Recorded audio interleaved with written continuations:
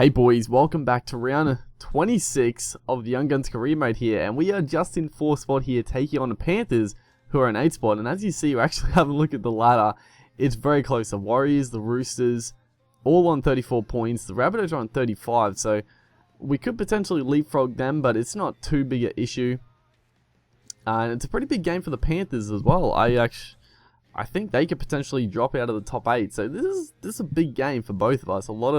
A lot to play for. Yeah, like, we pretty much have to win. I would say if we don't win this game, we'll probably squeeze out of the top 4. You can imagine one of those other two sides getting a win, so it's going to be a tough game as well. The full strength Panthers side is a strong side. Obviously a few changes. No Jamie Soward anymore, no Seguiaro. And you know, that I've talked about this before, but that's still one thing I just can't understand is why Seguiaro was sort of just got rid of. I can't understand it, but you know, they had their reasons for it. They had their reasons. I thought he'd be a long-term option because Wallace isn't going to be there forever, and I just think Seguiaro is a much better dummy half than Wallace anyway. But that's neither here nor there. It's pointless now. He's gone to Super League, which is it's a shame. He was one of my favourite players in the game, but I guess it's what happens. You know, he's someone that definitely could come back to the NRL at a later date. He's still young enough, still got the talent, but we'll see what happens. As this game is just a bit back and forth to start with. We try to go for a bit of a sneaky 40-20 there, but we are against the wind in this first half, so probably a little dangerous. It's right here, Seguiaro, the man I was talking about, a little bit of silly play out dummy half, but almost created something down the blind side. It was a handover though, so still almost 20 minutes gone. Nothing really to talk about. It's Milford just turning them inside out.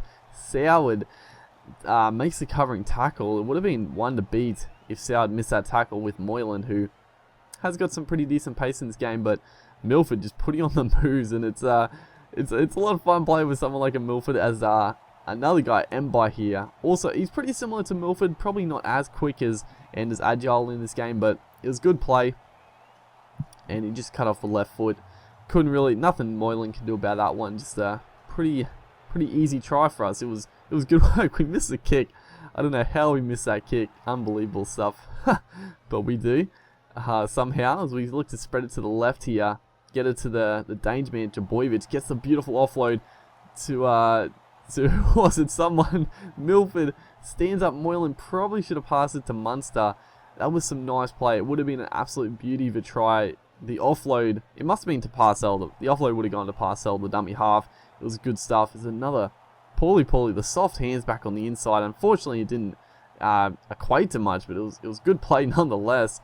As are we going to score? I think we scored. We made it difficult. Jabojevic, I wasn't expecting him to just go straight through there. I was just going to look to link up with the inside support, but if I just kept running, we'd have scored an easy try. But Matt Parcell backing up like every dummy half should, and he gets the consolation try out in the corner there. So Milford does convert the harder kick there, as Lesniak here through the gap looks to do the chip kick, and it's a good chip kick, but fucking Peter Hiku blows it. It was one of the times where I actually beat the fullback. Like, I chip kicked it perfectly to actually, you know, get around the fullback. But then, of course, the center there, and it's going to be him again. Peter Hickey here picks up the intercept, so he has he's had a huge couple of minutes. He stopped that.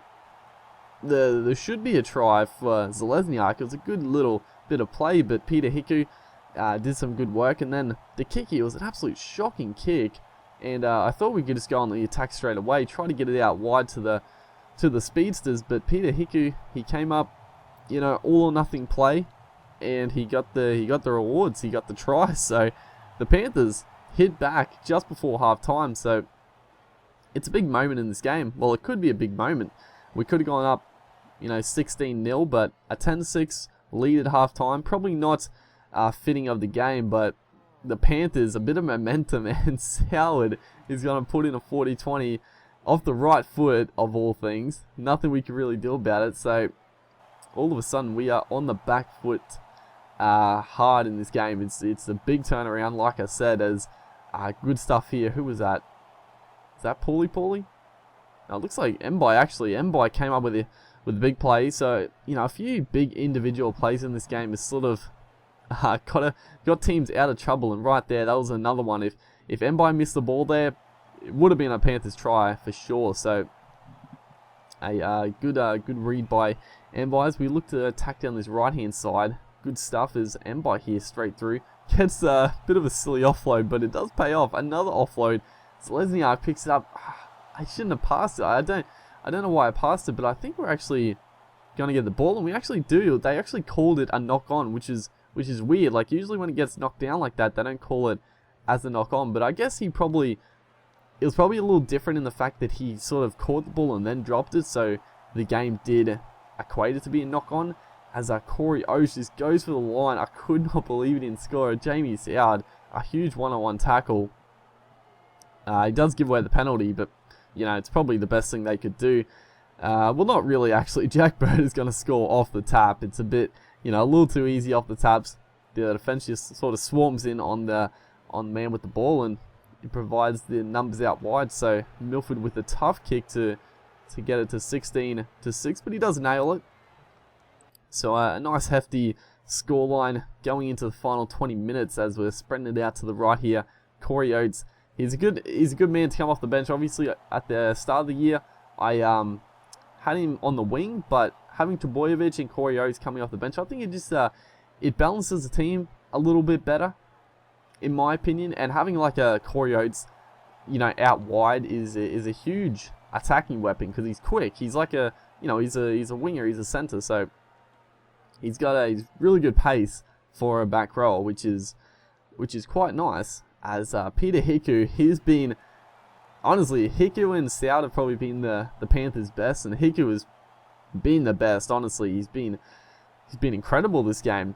A lot of breaks, as right there, it's a pretty bad kick by Stout, but I'm pretty sure, as we see this, we are going to have to do the line dropout. Valentine Holmes, I was going to try to pick it up, but it sort of just got away from me, but it must have just copped a bit of deflection as Moylan takes the drop out, and we miss the initial tackle, and then just shit gets hectic after that, man.